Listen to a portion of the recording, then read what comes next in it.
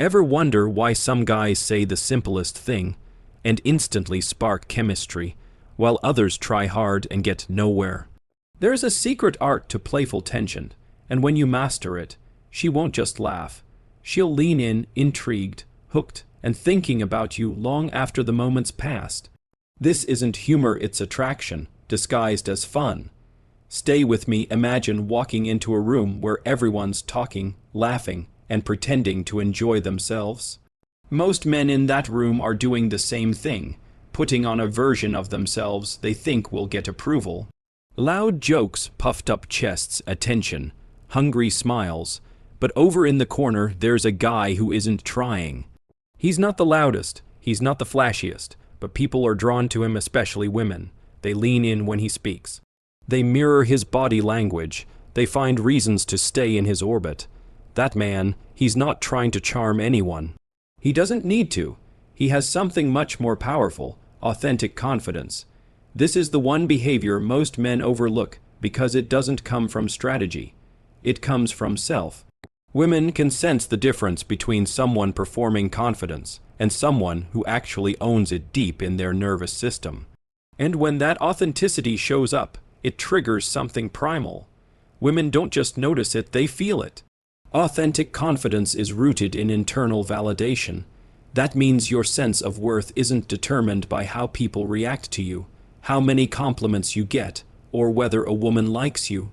It's not affected by rejection, attention, or social status. It's built on the belief that you are already enough, with or without approval. That kind of energy shifts everything in an interaction. Because now, you're not chasing anything. You're not proving anything. You're simply being, and that's magnetic. Let me tell you a true story. Years ago, at a party in Los Angeles packed with models, influencers, and every breed of try-hard alpha male, there was a guy named Daniel. He wasn't particularly tall, didn't have designer clothes, and didn't bother inserting himself into conversations. He simply stood back, sipping his drink, observing. People thought he was either arrogant or shy. The truth, he was just comfortable in his own skin. Eventually, a stunning woman walked up to him, not the other way around. She smiled and asked, "You don't talk much, do you?" Daniel looked at her calmly and replied, "Only when it's worth saying something." No smile. No attempt to charm, just calm truth. She laughed, intrigued, and stayed with him for the rest of the night. Why? Because Daniel wasn't performing. He didn't need to win her over. His grounded presence made her feel something that charm alone never could: safety, mystery, and power. That's the thing about authentic confidence. It invites people to step into your world instead of you chasing theirs. Contrast that with forced charm. We've all seen it: the guy who's too agreeable, too eager, too smooth.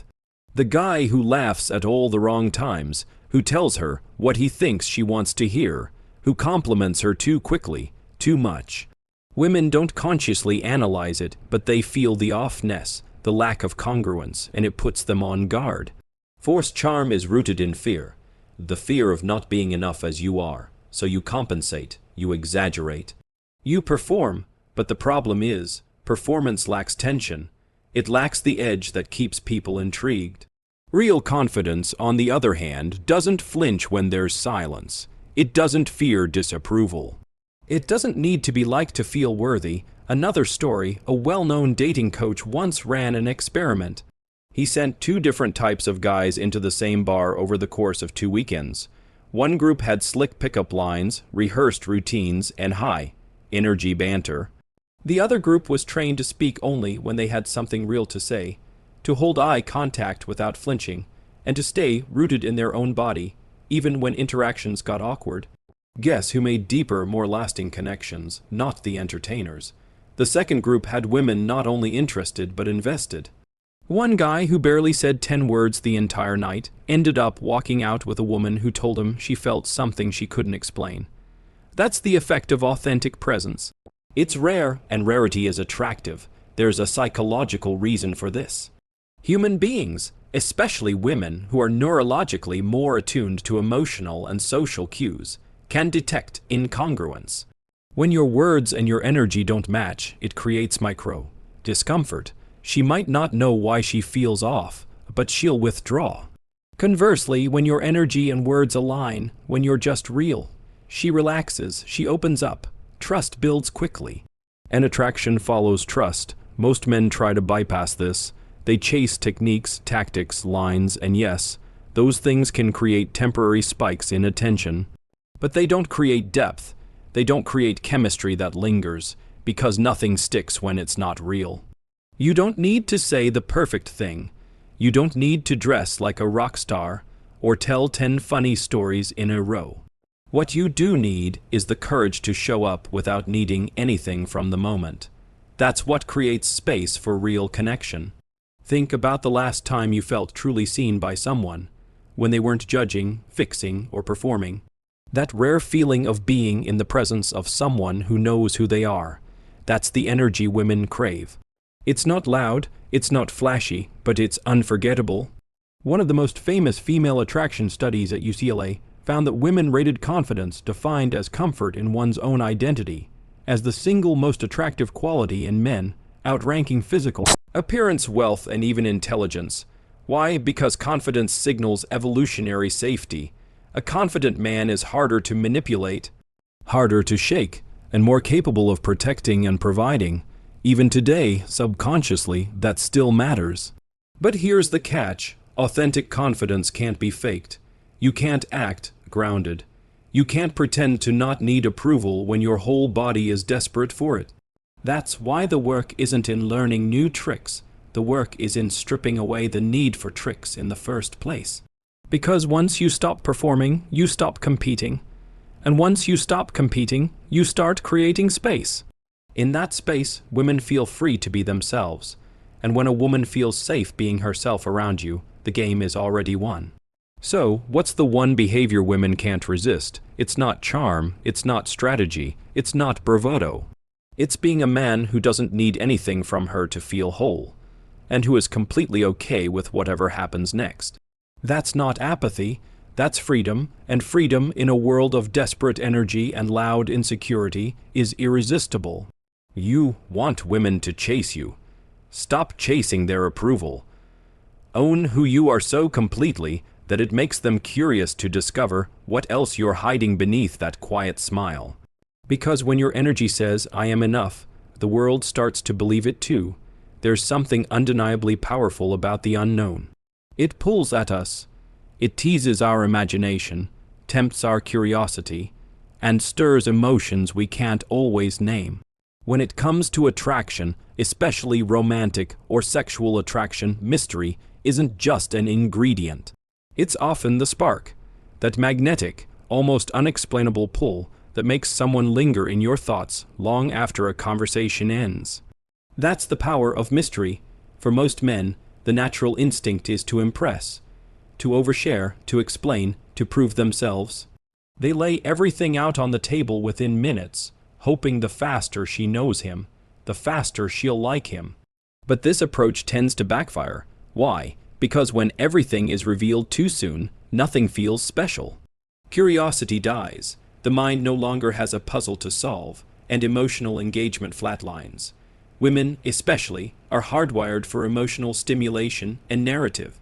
When something or someone isn't immediately understood, their mind works overtime to figure it out. They read between lines, they analyze signals, they imagine possibilities. This isn't manipulation, it's psychology. The less you give away, the more they lean in. The truth is, people don't fall for facts, they fall for feelings. And mystery creates feeling. It keeps the story open-ended, it invites her to project meaning, it builds tension, and in the space of that tension, attraction flourishes. Let me give you a real-life story. A man named Ethan was at a mutual friend's dinner party. He wasn't the center of attention. He didn't tell stories. He didn't brag about his job, although he had one that would impress most people. Instead, when he spoke, he did it deliberately, not cold, just intentional. A woman at the party, Madison, later admitted she couldn't stop thinking about him. "It was like he knew something I didn't," she said. "Like there was this whole world behind his eyes I hadn't been invited into yet." The fascinating part. Ethan never flirted in the traditional sense. He didn't compliment her or try to be charming. What he did was maintain a presence, a certain stillness, and allow space for her imagination to do the work. The more he didn't reveal, the more she wanted to know. That's the emotional pull of mystery, and it's not about being silent or withholding. It's about being intentional with what you share. Most men confuse honesty with transparency, but they're not the same. Honesty is about truth. Transparency is about full disclosure. You can be 100% honest without exposing every detail of your life, your past, or your intentions right away. Mystery is strategic depth. It's revealing just enough to spark intrigue, but not so much that the story ends on page 1. It's dropping hints, then letting her imagination run with them. It's leaving pauses in conversation so she leans in. It's showing confidence not by talking, but by holding space. This isn't about playing games. It's about understanding that attraction isn't purely logical. It's emotional. And emotions are triggered by the unknown. Here's another example. A woman named Sarah once went on 2 dates in the same week. The first guy, Jake, was warm, kind, and enthusiastic. He told her everything about himself. His job, his hobbies, his exes, even his plans for the next 5 years. He said all the right things. The second guy, Marcus, was different. He listened more than he spoke. He shared stories without clear endings. He hinted at passions without naming them directly. And when she asked him certain personal questions, he smiled and said, "I'll tell you that next time." Guess who she couldn't stop thinking about? Not Jake. As good-hearted as he was, his transparency killed the suspense. But Marcus, she stayed up late, replaying their conversation, wondering what he meant when he said certain things, imagining what his life might be like. That emotional loop created a connection that logic alone never could. Studies in neuroscience actually support this. The anticipation of a reward, not the reward itself, is what activates the brain's pleasure center most intensely. When something is unknown or partially known, dopamine, the desire chemical, spikes. The brain lights up with curiosity, craving resolution. But once everything is revealed, dopamine drops. That's why people chase what they can't fully grasp. And why certainty, while comforting, often lacks emotional electricity. When you're mysterious, you become an emotional puzzle. And puzzles are irresistible to the human mind, especially to a mind that's emotionally attuned, as most women's are. She doesn't want everything on the first page. She wants to discover you, layer by layer, chapter by chapter. And the key is this: you don't try to be mysterious. You simply stop trying to be understood. You resist the urge to over-explain. You let your actions, your energy, your small reveals speak louder than your monologues. You speak with purpose, but you don't fill every silence. You let her wonder, not because you're playing her, but because you're grounded enough to let the story unfold on its own time. Even your body language plays a role.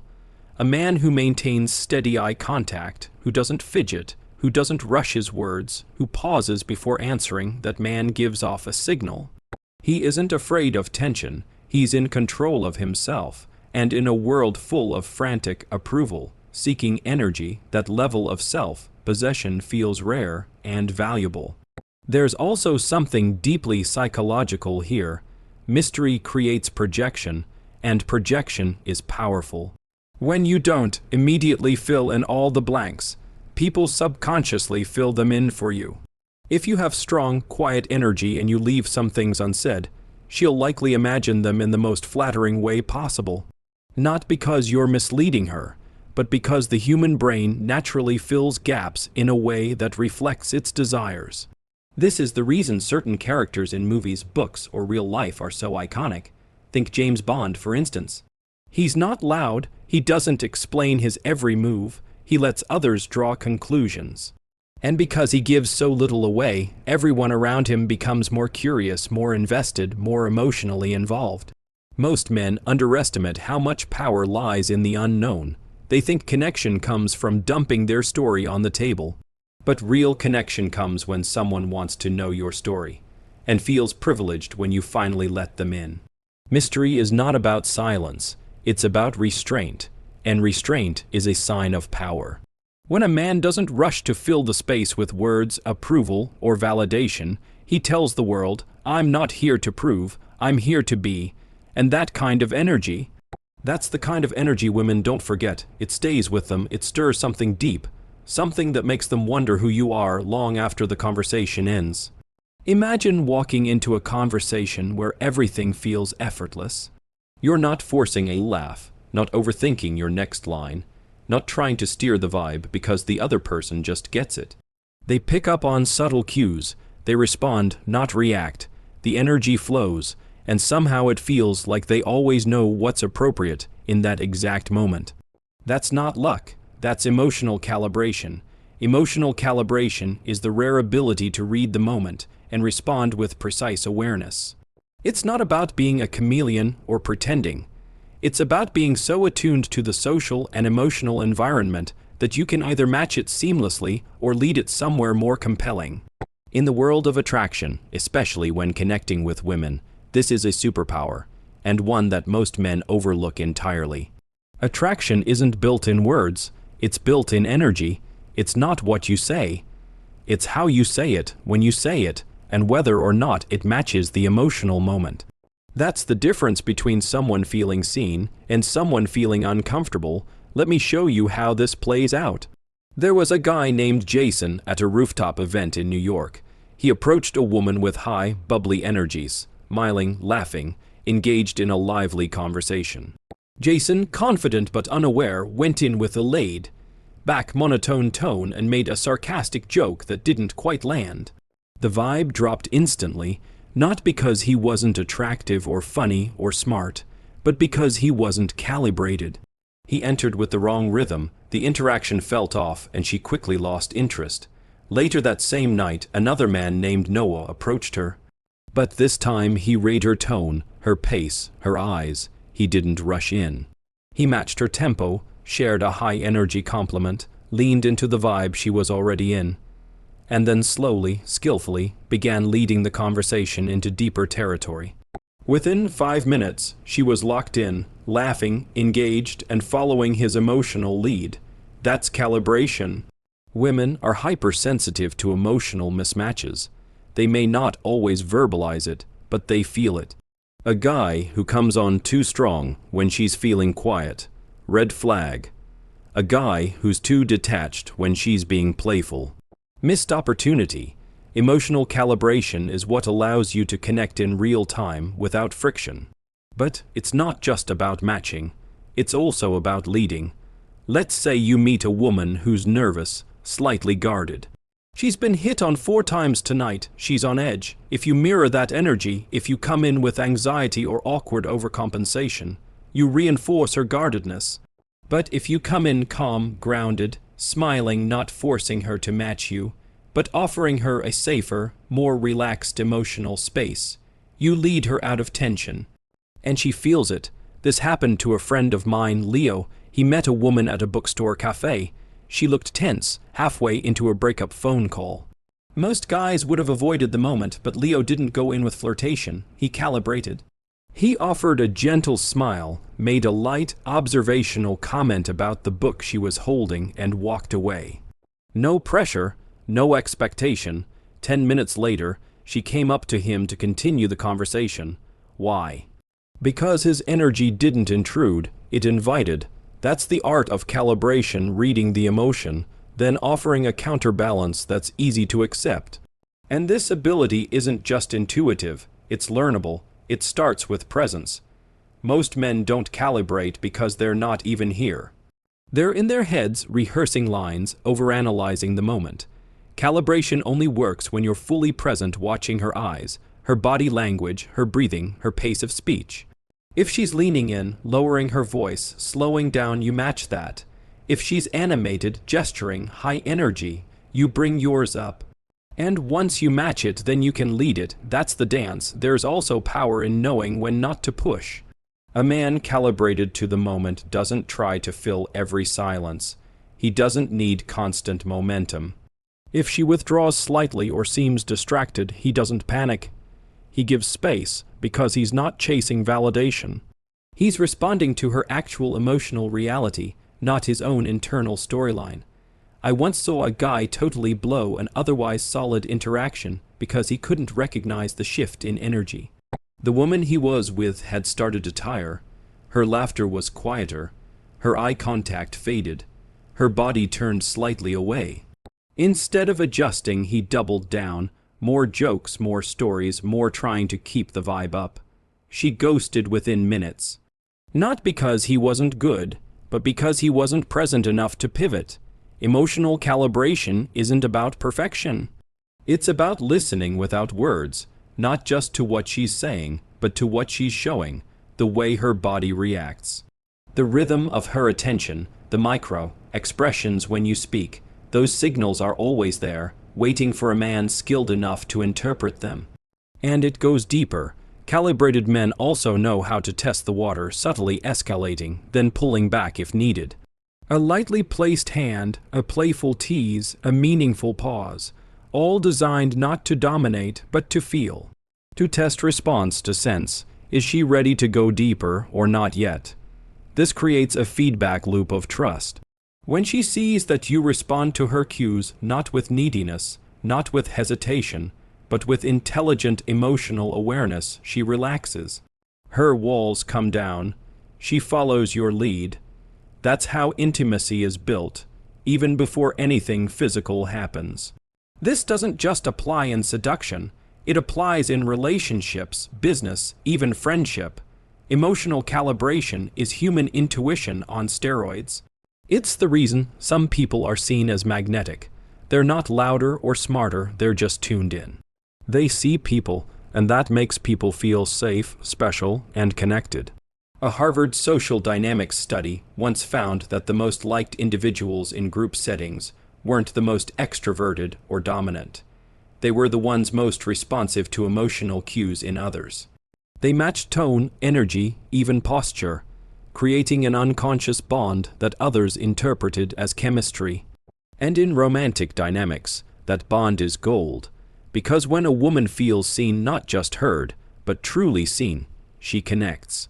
Her guard drops, her interest rises, and she wants to be around the man who made her feel that way again. So the next time you're in an interaction, stop thinking about what to say. Start tuning into what's already happening. Look, listen, feel, the room is speaking, she is speaking, not just with words, but with everything else. And when you calibrate to that level, you're no longer just in the conversation. You're guiding it without trying. And that kind of emotional precision, that's not just attractive, it's unforgettable. There's a strange paradox in human attraction, especially between men and women, that most people never quite grasp. The more you try to impress someone, the less impressive you seem.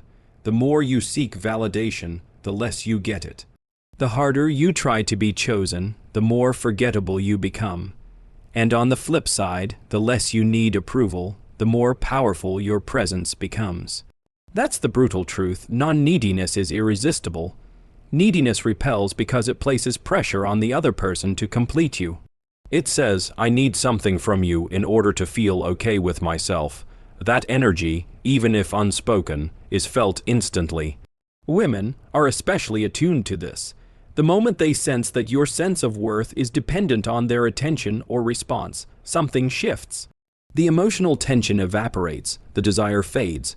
Why? Because true attraction can't exist where emotional dependency lives. Non-neediness, on the other hand, is magnetic. It says, I'm already whole, I'm already grounded, you're welcome in my world, but I don't need you to validate it. That energy doesn't just attract women, it captivates them. It creates curiosity, it builds respect. And most of all, it invites genuine connection, because it comes from a place of internal abundance, not desperation. Take the story of Adam, a photographer from Chicago. He met a woman named Julia through mutual friends at a small art gallery. She was stunning, intelligent, and used to men instantly falling all over themselves to win her favor. Adam didn't do that. He talked to her, yes, but he never chased, he never complimented her appearance. He spoke about art, his travels, his thoughts on life. And when she dropped subtle cues for attention, he smiled and shifted the topic. Not rudely, but from a place of grounded presence. Later that week, Julia messaged their mutual friend asking, Who was that guy? I can't stop thinking about him. Why? Because Adam's energy was different. He wasn't performing. He wasn't orbiting her like the others. He was already the sun, and she noticed. He didn't need her attention, so he earned it. This is the core principle that separates you men from approval-seeking ones. Neediness is often invisible to the man expressing it. It shows up as overtexting, oversharing, apologizing too much, seeking reassurance, asking what she thinks of you, laughing a little too hard at her jokes, trying to win her.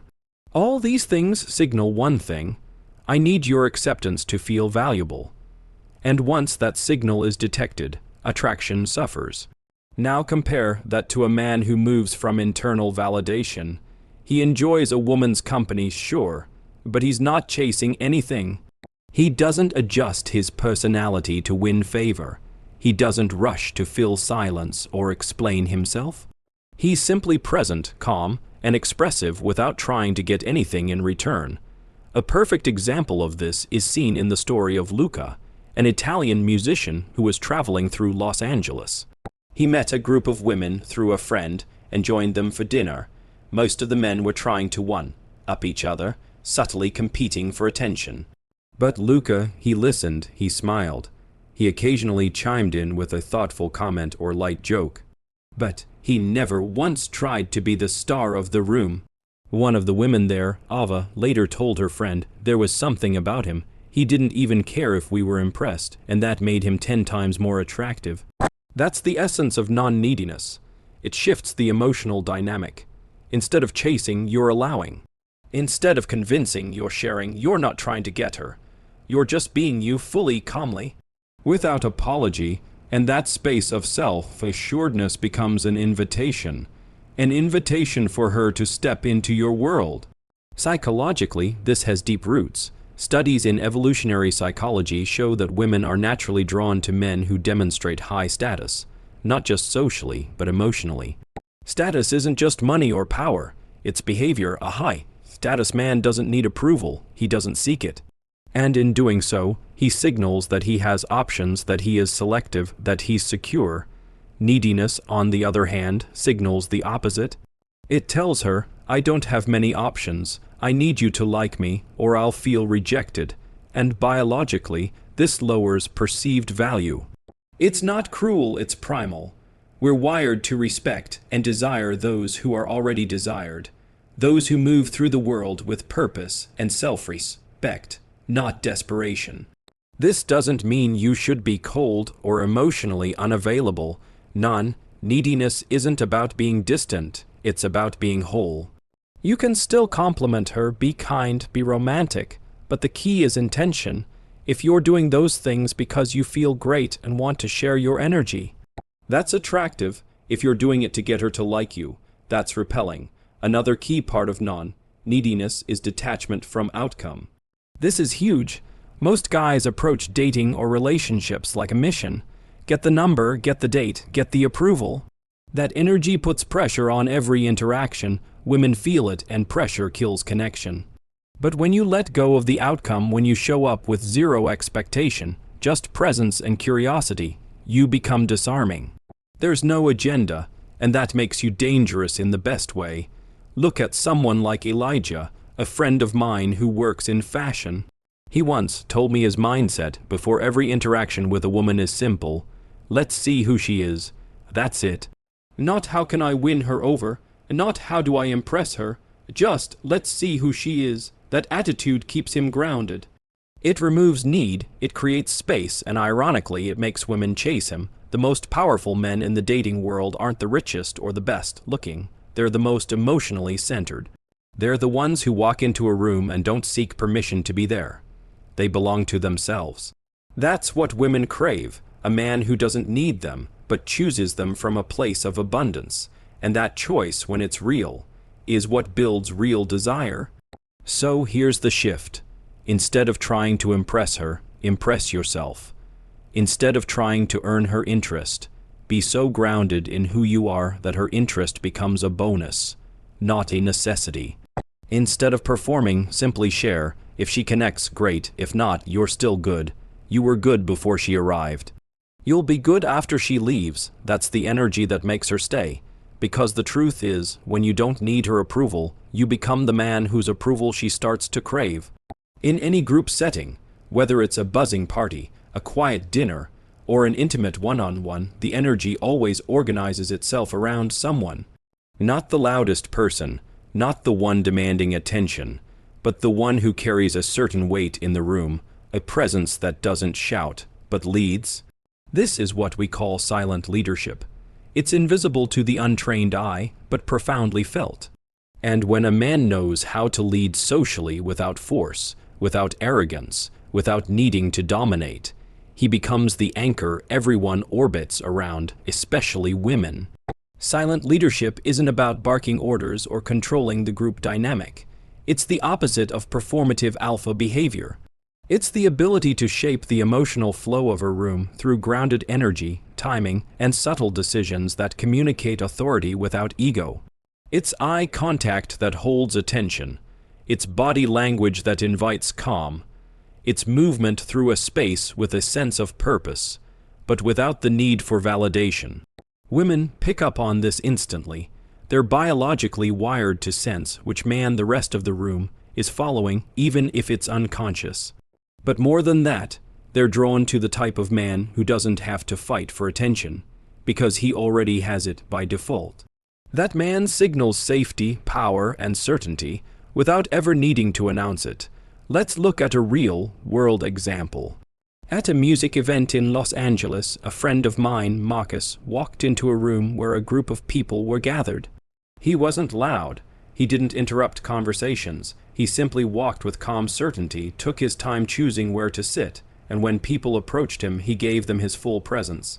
When a disagreement broke out over where the group should go afterward, Marcus didn't raise his voice or push an opinion. He paused, made a calm suggestion, something logical, enjoyable, and inclusive, and the entire group simply followed. No resistance, no debate. A woman in that group told me later, "I don't even know how it happened, but everyone just deferred to him." That's silent leadership. You see, leadership isn't just about control. It's about offering clarity in a moment of uncertainty. It's about removing friction. When you do that subtly through presence, timing, and calm decisiveness, you create the type of influence that doesn't need to be stated. It's simply felt, and here's the key. Women are far more drawn to felt strength than to displayed strength. A guy who dominates a conversation, interrupts others, or constantly pushes his ideas might seem powerful on the surface, but it actually signals insecurity. He's trying to prove, he's trying to win, and that undercurrent of desperation is easy to spot. Silent leadership flips the script. It's not about showing how capable you are. It's about making others feel safe and inspired without trying. That sense of control, combined with humility, builds massive trust. And trust is the foundation of attraction. Take the example of Julian, a soft-spoken entrepreneur I met in Amsterdam. We were part of a small dinner group that included 3 men and 4 women. One of the women, Sarah, was used to high status men coming on strong, but Julian, he didn't try to dominate the dinner. He asked thoughtful questions. When people spoke, he listened. When the conversation drifted, he brought it back with ease, not forcefully, but gently. At one point, there was a silence in the conversation. Julian looked at Sarah and said, "You said earlier you love old films. What's one you think everyone should see before they die?" It wasn't flashy. It wasn't clever. But it instantly recentered the energy of the group, drew out a passionate response from her, and deepened the connection. That's what silent leadership looks like, guiding the moment without making it about you. There's another layer to this that often goes unnoticed: who you respond to, and how you respond sets the tone for everyone else. If someone in a group is being loud, anxious, or attention-seeking, a silent leader doesn't compete. He doesn't validate the chaos. He calmly observes and redirects the flow towards something more grounded. That act alone, not giving attention to noise, shapes the emotional tone of the whole interaction. In social dynamics, attention is currency. And the man who chooses how and where to spend his attention with intention, becomes the one others follow. Because he's not reactive, he's deliberate. There's a story about a man named Theo who was attending a group coaching retreat. On the first day, everyone was scrambling to be seen. People were sharing long monologues, showing off their knowledge, angling for attention from the coach. Theo sat quietly, listened, contributed only when it added real value, but the weight of his words when he did speak was undeniable. By the second day, others started watching his reactions to know how to feel about something. When a new exercise was introduced, people instinctively turned to him. Why? Because his calm presence had become the emotional thermostat of the group. That's power, and it's a kind of power that doesn't provoke resistance, because it's not about control. It's about offering direction with clarity and kindness. Now, in the context of attraction, silent leadership plays an even more nuanced role. It allows a woman to relax into her femininity. When a man is grounded, aware, and takes subtle charge of the moment where to sit, how to move through a space, when to speak up, it creates an unspoken frame. You're safe here, I've got this. This doesn't mean micromanaging the evening or planning every detail. It means showing up with intentionality. For example, if you're on a date and the waiter brings the wrong order, don't get flustered or passive. Simply smile, address it politely but clearly, and move on without drama. That tiny moment of composed leadership communicates volumes. Likewise, if she seems overwhelmed at a crowded party, silent leadership means noticing that, leaning in and saying, "Want to step outside for a few minutes," and not as a command. Not as a rescue, but as a subtle offer of guidance and emotional calibration. She may not consciously register it, but on a deeper level it tells her, he sees me, he's aware, he leads with care. In every heist, stakes, environment, military units, sports teams, startup culture, the best leaders aren't the loudest. They're the ones who create calm in chaos, who earn trust not through force, but through presence, who never need to remind people of their role, because their energy already proves it. So much of dating advice today tells men to be the alpha, to dominate, to take control. But the truth is, dominance without empathy feels aggressive. And women don't want to be dominated, they want to feel led safely by a man who knows himself so deeply that he has no need to prove anything to anyone. That man doesn't lead by volume, he leads by vibration. He listens more than he speaks. He makes people feel seen without making it about him. He moves from his center, not his ego. And when he enters the room, everyone, whether they realize it or not, feels just a little more steady, a little more calm, a little more drawn to follow where he's going next. There's something quietly magnetic about a man who remains calm when the world around him spins in chaos. It's not about pretending to be emotionless or acting unaffected. It's about being unshakably grounded, the kind of presence that says, no matter what happens, I'm good, I've got this. That calm isn't just impressive, it's deeply attractive, especially to women. Because here's the secret, when a man is grounded, he becomes a lighthouse in emotional storms. And women, and emotions still attuned, feel this grounded energy in their bodies. It creates trust, respect, and desire, often without a single word needing to be spoken. To understand why, you have to step out of surface-level attraction and into something deeper. Attraction is about more than looks, charm, or status. It's about how you make someone feel, and when a woman feels safe in your presence, not because you're controlling the environment, but because you're not controlled by it, she lets her guard down. That's when real connection can begin. Being grounded means you don't flinch under pressure. You don't overreact. You're not thrown off by small slights, rejections, or awkward moments. You don't scramble to fill silences. You're not rattled by another man's presence, by a shift in the energy, or by a text she hasn't replied to yet. You remain rooted, steady, present, and that kind of emotional consistency creates a gravity that people naturally lean toward. Let me tell you about Darren, a DJ I met at an event in Berlin. He wasn't the most conventionally handsome guy in the room. He wasn't flashy, but wherever he went, people followed him, women hovered near him, men respected him. One night, the club had a sudden technical meltdown. Music stopped, lights glitched, The room froze in that awkward tension. Most DJ would have panicked, blamed the staff, tried to fix it frantically. Darren, he calmly stepped back from the booth, took a sip of water, and grinned. Then he turned to the crowd and said, "Guess we get to remember we have voices tonight." The crowd laughed. People started chatting, dancing with no music. Within minutes, the energy was electric again. He didn't just manage the situation, he grounded the entire room. That's the power of calm. It doesn't just affect you. It influences everyone around you. Now here's the twist. Women often test for this groundedness, usually unconsciously. They're not doing it to manipulate or play games. They're doing it because they want to feel your core. Your center, your ability to hold steady when emotions surge. These tests come in many forms: teasing comments, sudden coldness, small provocations.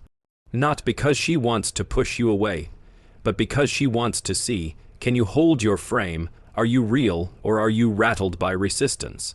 If you respond with defensiveness, neediness, or over-explaining, you fail the test. But if you stay relaxed, maybe even amused, you pass. And her attraction deepens because she feels your stability. This happened to a friend of mine named Caleb during a first date. They were having coffee, and the woman said, "You seem like one of those guys who needs to be right all the time," a comment meant to provoke.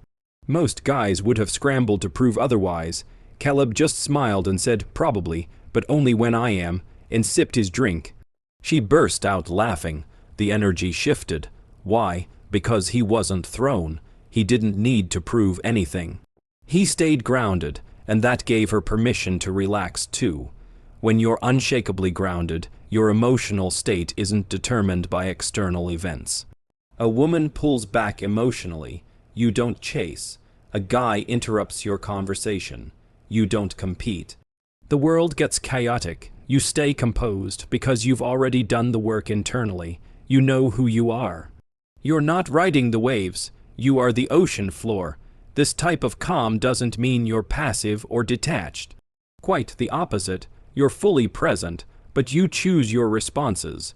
You don't get sucked into emotional quicksand.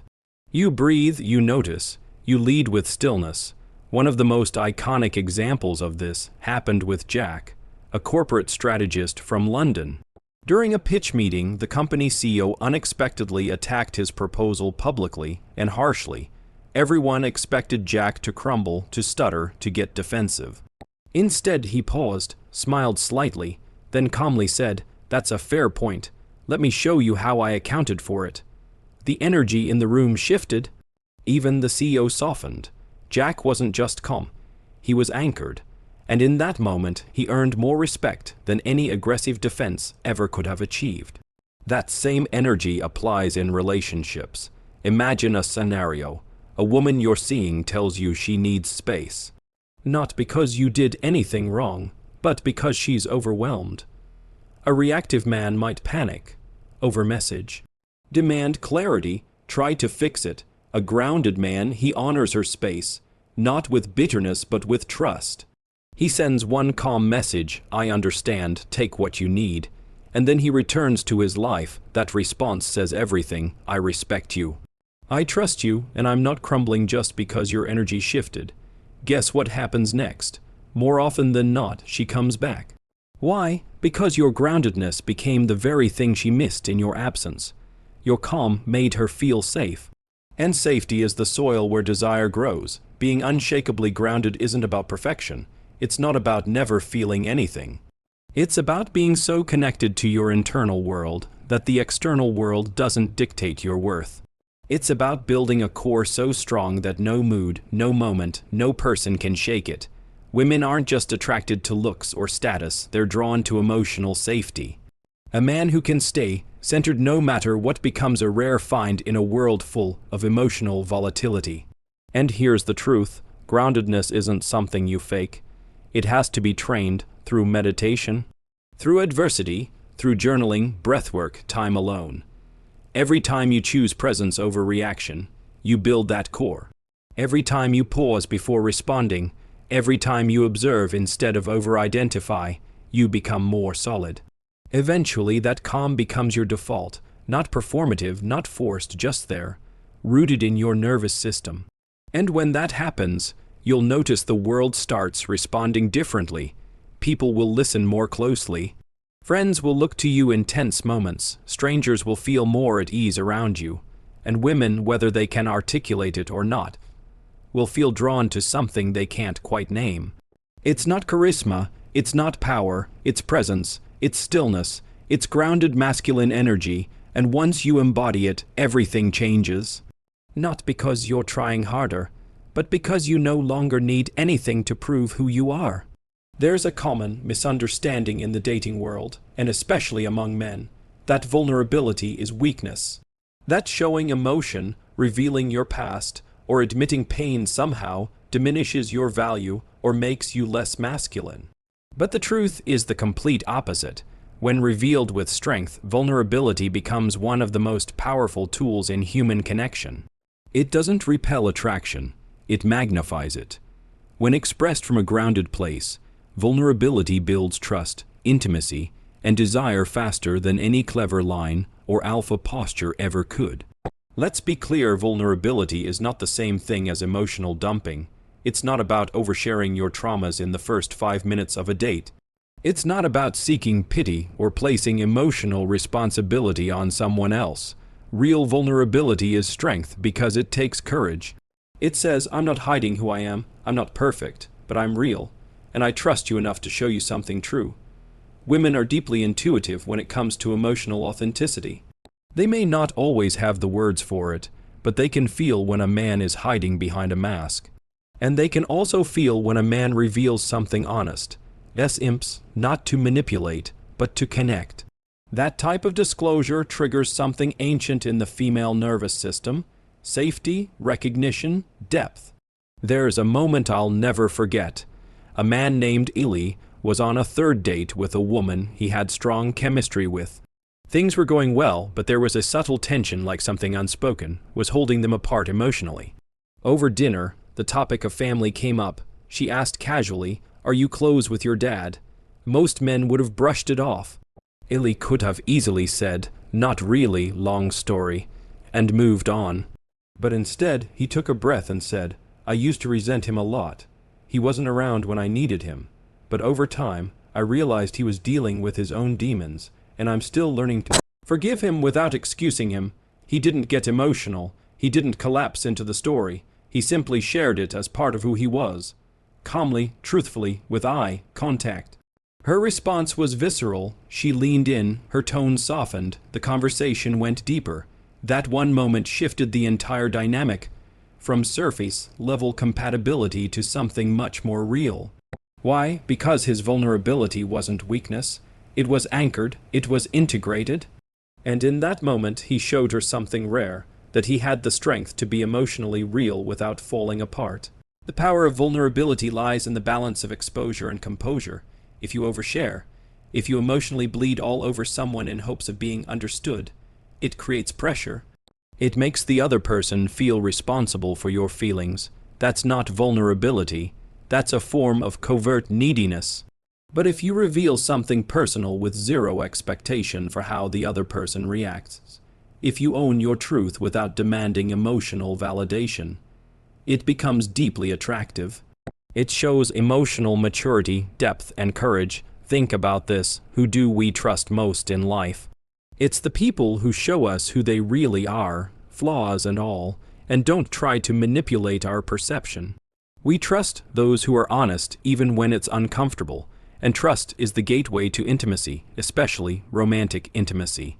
In the world of dating, surface-level attraction might spark the flame, but vulnerability is the oxygen that keeps it burning.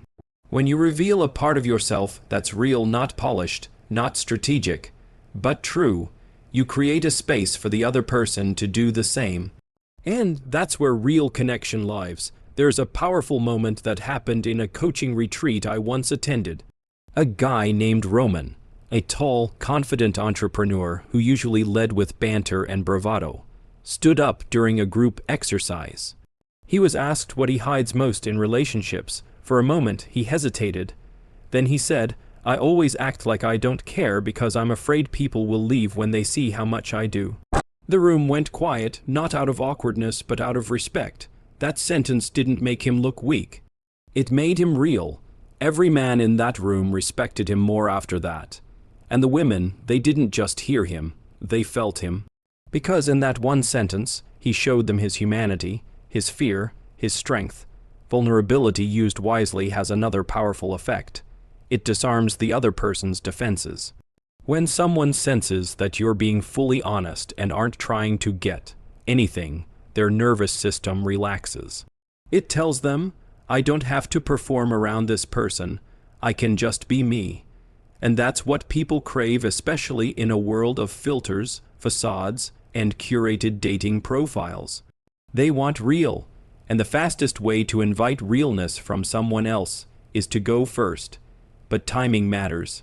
You don't walk into a first date and start sharing your deepest wounds. Vulnerability must be earned, and it must match the emotional context of the moment. Think of it like seasoning too much too fast ruins the meal, but just enough at the right time brings everything to life. Here's a practical example.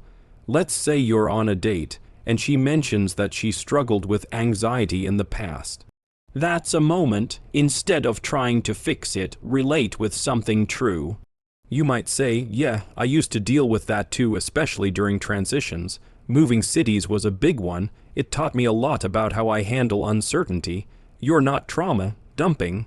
You're showing empathy through shared experience, and you're doing it from a place of reflection, not from a place of emotional rawness.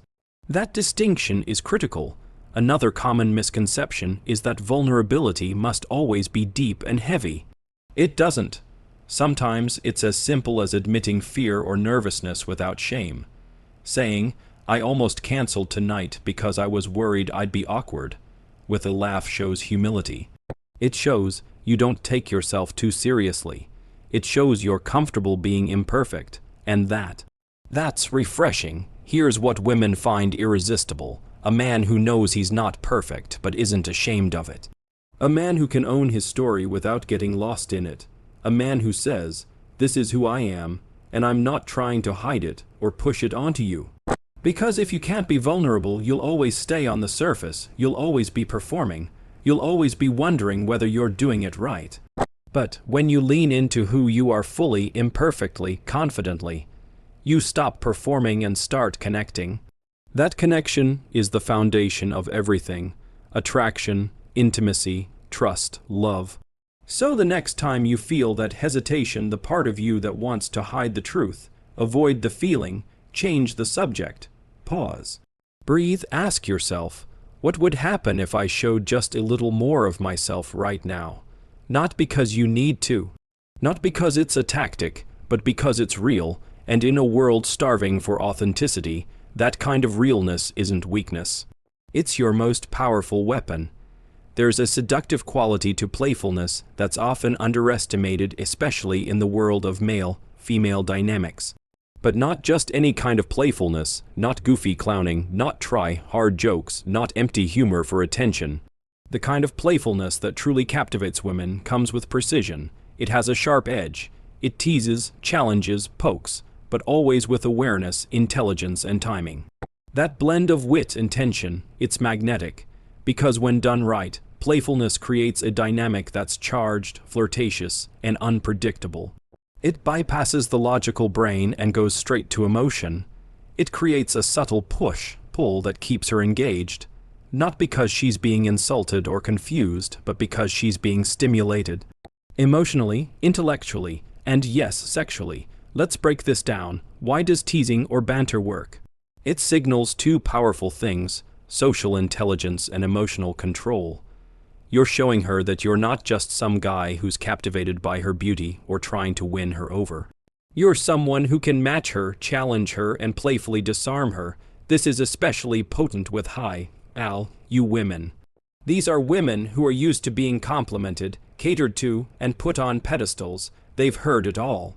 But when you lightly tease her about the way she orders her drink, oat milk, cinnamon, 1 ice cube, do you charge your crystals too?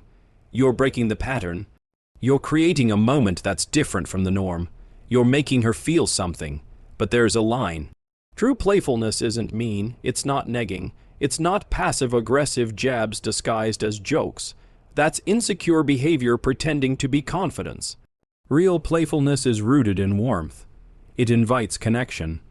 It says, I see you, and I'm going to mess with you a little, but in a way that makes us both laugh. There's a guy named Marcus I once observed at a beach party. Charismatic, sharp, dressed simply, not flashy. But every woman around him was engaged, laughing, lingering. What was he doing? He wasn't trying to impress them. He was teasing them, but with surgical precision. A woman walked up with a pineapple drink, and he looked at it, squinted, and said, "That's not a drink, that's a lifestyle choice." She laughed. He held eye contact just a beat longer than expected, then turned away slightly. The tension hung in the air. It wasn't what he said, it was how he said it. He had rhythm, control, playfulness with a blade. That's the secret ingredient, tension. When your humor creates a tiny bit of pressure, a pause, a tilt in the frame, it becomes charged. She starts to wonder, what will he say next? Can I keep up? You're creating a dance. And the key to that dance is balance. Too much sharpness without warmth. You come off as cocky or cold. Too much warmth with no edge. You become the nice guy, the entertainer, the harmless flirt. But when you strike the right balance, it's irresistible. A woman once told me about the man who made her fall hard after one interaction. She said, he teased me about my astrology obsession, told me I was probably a Scorpio, got it wrong, and then said, well, you act like one. Intense and probably impossible to date. She laughed, rolled her eyes, but felt an instant jolt of energy between them. He got under my skin in the best way. She said, why? Because his comment wasn't random. It was playful, specific. It created friction without offense. And most importantly, it made her feel something. That's what this edge is really about, creating emotional spikes. People forget what you said, but they remember how you made them feel. Playfulness with a sharp edge creates those little bursts of energy that stick in someone's memory. But you can't fake it. It comes from attunement, being present, reading her reactions, knowing when to dial it up or soften the blow.